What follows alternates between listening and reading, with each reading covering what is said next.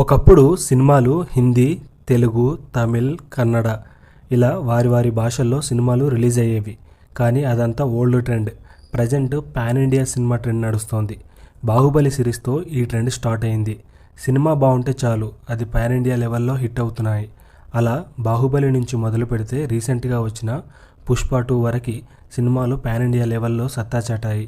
ఈ ఇయర్లో రిలీజ్ అయ్యే 5 పాన్ ఇండియా సినిమాలు ఏంటో వాటి గురించి ఈ వీడియోలో తెలుసుకుందాం.